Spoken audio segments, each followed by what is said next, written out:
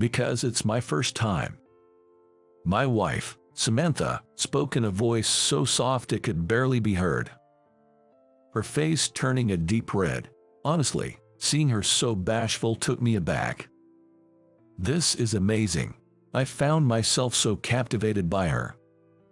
But our relationship wasn't always like this. My name is Jack Andrews. I'm just an ordinary guy working for a medical device company. I used to have a certain dream and I went for it, but I didn't have the talent. So, I gave up on those dreams. My parents had high hopes for my dreams. They encouraged me to pursue my own path, and that's how I ended up here. Now, I have no dreams, no ambitions now. When I lost my dreams, it felt like I was left empty, without a goal. You could say, marry someone and start a beautiful family, but unfortunately, I'm a bachelor with no girlfriend. It honestly pains me that I can't let my mothers see their grandchildren, but I have no choice. I can't give them what I don't have. Come to think of it, is that next week? I glanced at the calendar. Actually, I've been asked by my parents to return home next week. They live in the same state, a short train ride away, so it's no big deal, but they called in a serious voice, saying they have important matters to discuss. Judging from Mom's demeanor, it's not just anything. They are laid-back parents who rarely ask me to come home. Surely something must have happened. Given that I haven't provided them with grandkids, I want to be a good son in other ways. If they ask a favor, I decided to accept it. The day came. I returned to my childhood home after a long while. My parents run a diner, with the shop on the first floor and their home on the second. As a child, I used to boast, I'll take over the shop, but I lacked the talent for cooking and gave up on that path. That's why I'm hesitant to return home. But it's strange. They should be open every day except Thursday. It's odd, the shop sign isn't out. Are they closed just for today? I'm home, Dad, Mom, I'm back. Opening the door to the diner, both Mom and Dad were there. But they were both somewhat thin and their faces were pale. What happened to you two? I hastily approached them and they explained the situation, heads bowed. Apparently, a family restaurant opened up nearby, and our diner started losing customers. They tried their best to bounce back, but the customers only dwindled. When Dad started investigating why we had such a sudden drop in customers, he said there were anonymous rumors flying around about my dad's restaurant. Claims of seeing cockroaches, or the diner being dirty due to its oldness. There were strange rumors going around. There's no way to stop what people say. Despite my parents' efforts, the business sales only continued to decline. They even ended up in debt, which eventually made it impossible to keep the diner open. Even if we close the diner, the debt remains. Worst case, we might have to sell our home.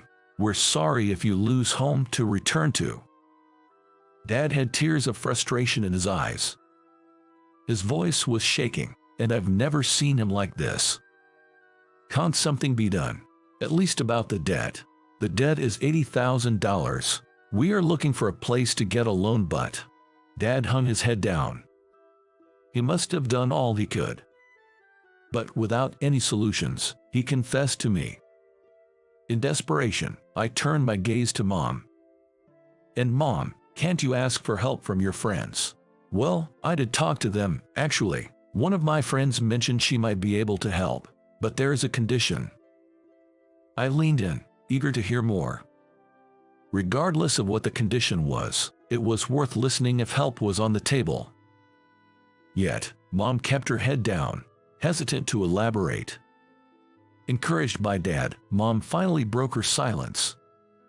The condition: she proposed marriage to her daughter. What? You know I used to go to the flower arrangement class, right? That's where I met her. Her husband is a CEO of a leading company, and their daughter apparently doesn't have anyone she's seeing.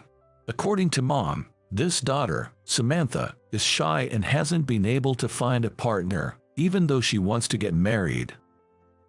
This friend of mom's seems to be very family-oriented, and said she would be willing to help us out if I marry Samantha and become part of their family.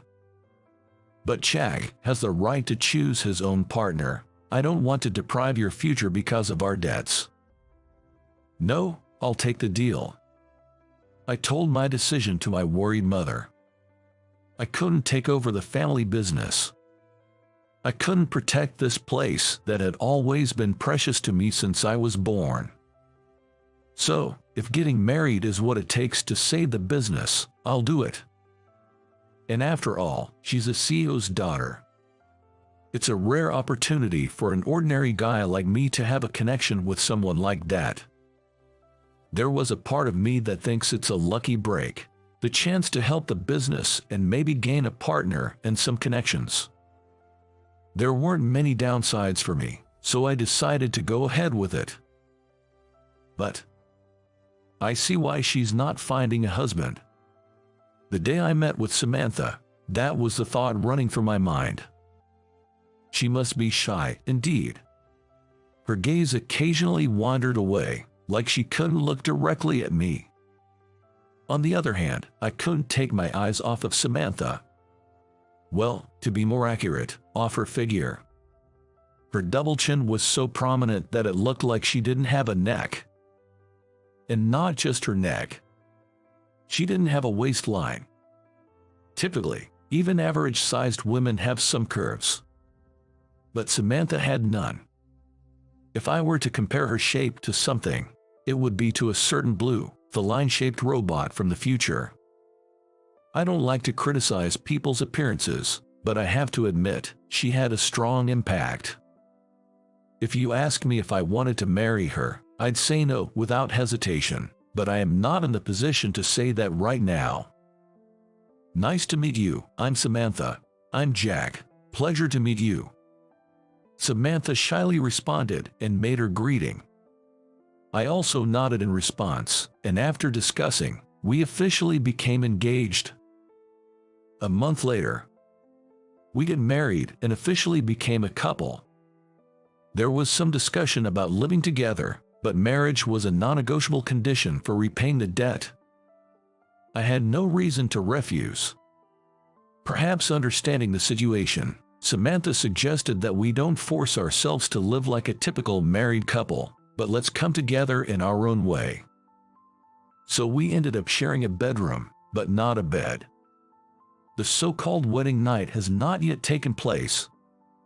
Well, with Samantha's physique, sharing a bed would honestly be a squeeze. We were both used to living alone, so it was a bit awkward at first. But it seems that Samantha had always aspired to be a typical wife. Good morning. I tried making breakfast, if you like, please. Just before I left for work. Samantha, who had gotten up early, had prepared breakfast. Chicken soup, fish, and omelet. It was a hearty meal. The aroma of the food tickled my nostrils, stimulating my empty stomach. This is delicious. Even though I quit, I once aspired to be a chef. I have a discerning palate for food. So, I can say with confidence, Samantha's soup is truly delicious. And it's not just the soup.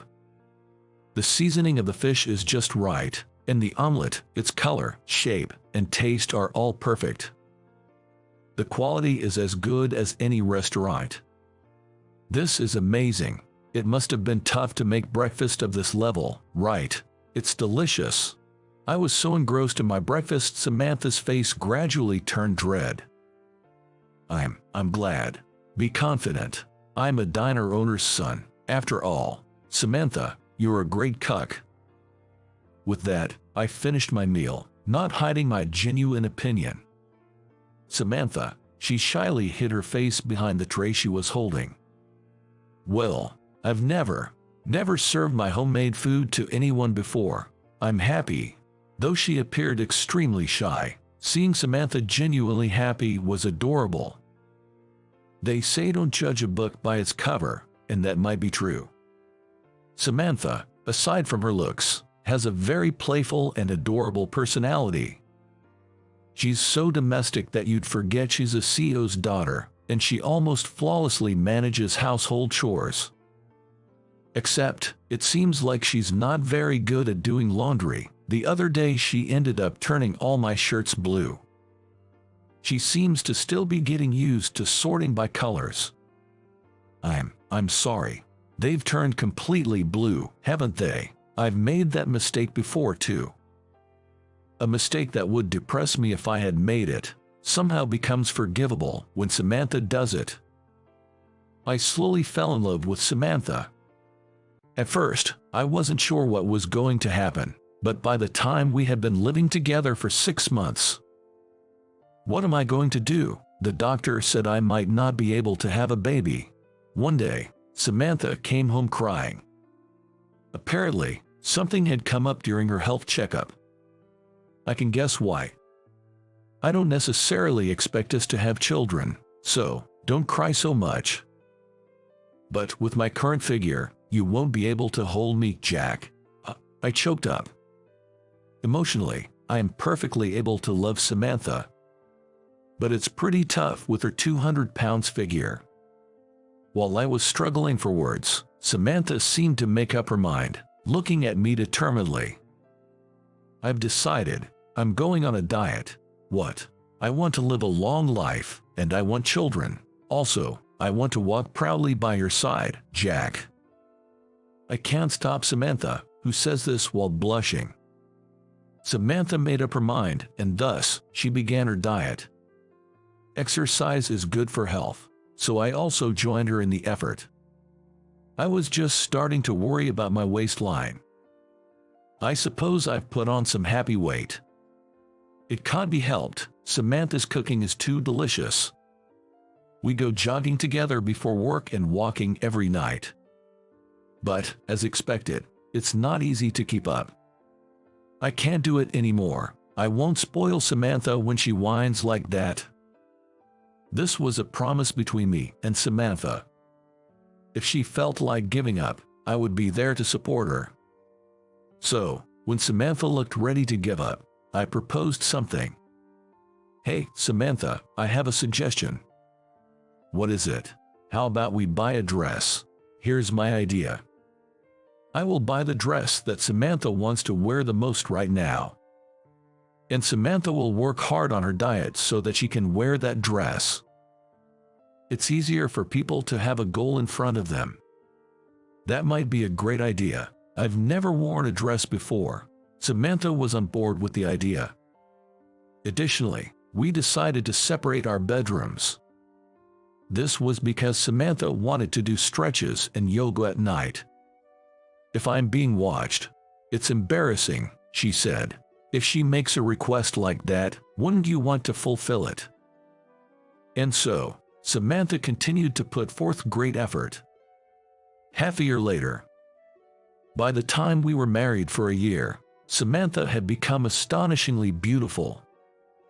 I hadn't realized it because she was overweight, but she originally had a good figure. With her chest and butt standing out and her waist slimmed down, Samantha, now with a great figure, looked like a different person. Her weight dropped to the goal weight of 117 pounds, and Samantha came running to me, beaming with joy. Jack, I'm going to try on that dress today. Really, I'm going to change in the bedroom. Wait for me here. With that, Samantha headed to her bedroom. The bedroom, come to think of it, for the past year, we hadn't slept in the same bed, had we? With the way Samantha is now, we could probably share a bed. In fact, isn't this the first time I've been allowed into her bedroom since she lost weight? Thinking like that, it felt almost like our wedding night.